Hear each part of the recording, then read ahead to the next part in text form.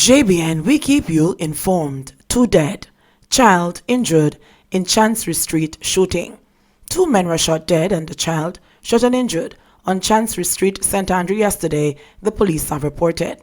Dead are Nigel Thomas, otherwise called Bobby Socks, of Dunmere Commons in the parish, and 42-year-old Gary Fender of Norbrook Heights, also in the parish.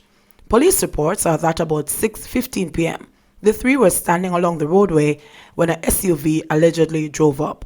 3 men alighted and opened gunfire, hitting the 2 men and the child. They were taken to the hospital where both men died and the child was admitted for treatment. Taxi driver who mowed down policeman identified. Police have identified a person of interest in Thursday's hit-and-run incident in New Kingston that left a policeman seriously injured. He is 43-year-old Edward Rochester. Rochester has been asked to turn himself into the halfway tree police immediately, a release from the police high command stated.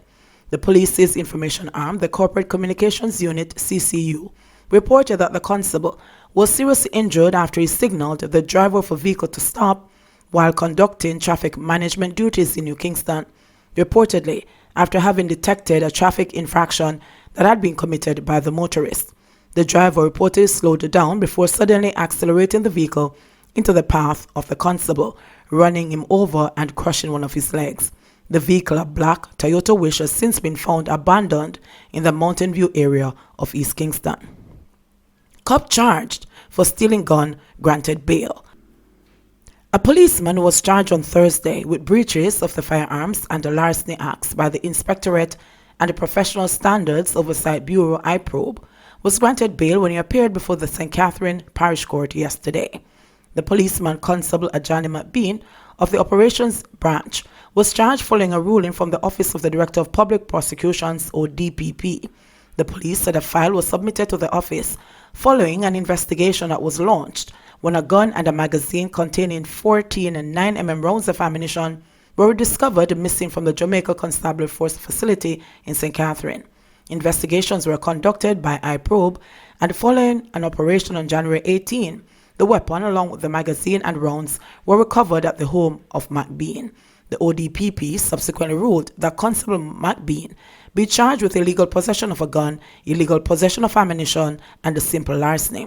McBean was granted bail in the sum of $400,000. He is scheduled to reappear before court on March 14. As conditions of his bail, he was ordered to report to the Mapen Police Station once daily and to remain in his premises from 6 p.m. to 6 a.m. daily. He was also ordered to surrender his travel documents. Manchester man charged for Chantel White's murder. Detectives assigned to the Manchester Police Division charged a 30-year-old man following the shooting death of a woman at a food store on South Racecourse Road, Mandeville, in the parish on New Year's Eve. Charged with murder and illegal possession of a gun and ammunition is Andre Broomfield of New Green District, Manchester. Police reports are that 24-year-old Chantel White, otherwise called Shan, an inventory clerk of Wilbin Street, Grey Ground in the parish, was shot several times about 6:15 p.m. inside the lunchroom of the establishment. The police were alerted, and on their arrival, White was seen with multiple gunshot wounds. The scene was processed and White was taken to the hospital where she was pronounced dead. Broomfield's court date will be announced later. Student dies in bike crash.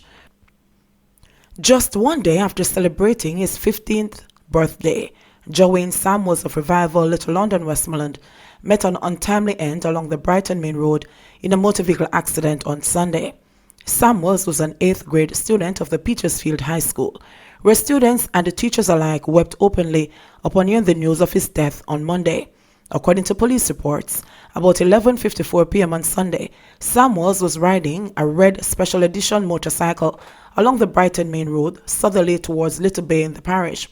When upon reaching a section of the roadway, he lost control of the motorcycle, which swerved into the path of a white and grey Toyota Corolla DX and collided head-on.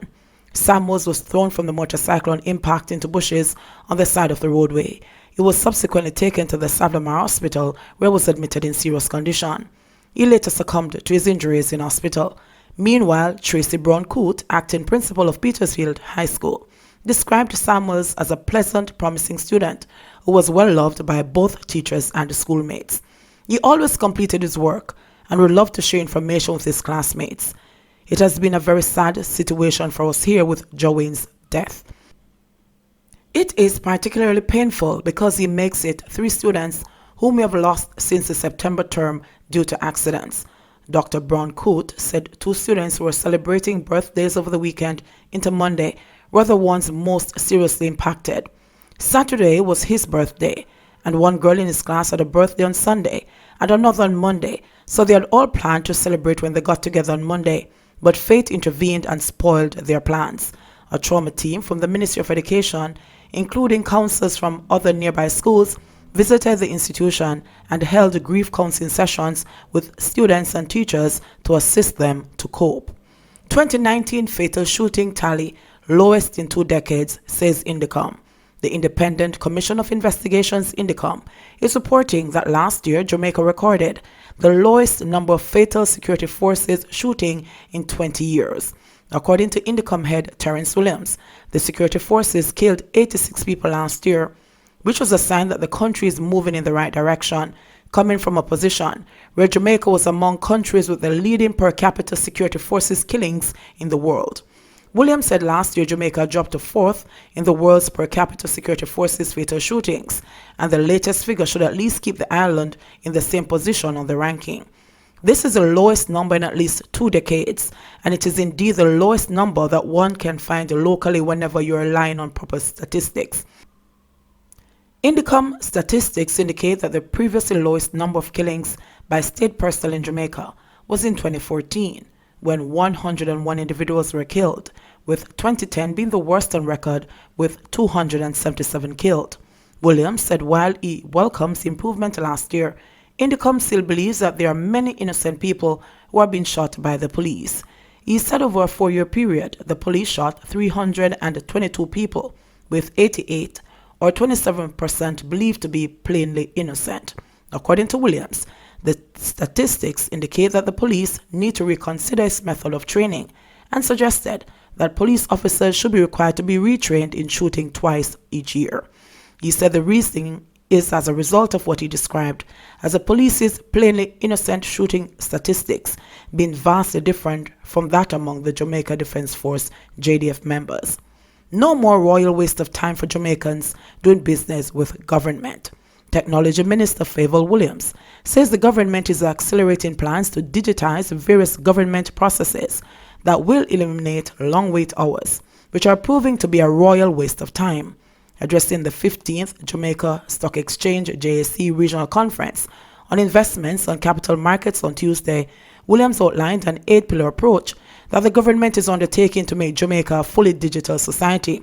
In my assessment, there are 8 supporting pillars that we need to implement very quickly to get to a digital Jamaica.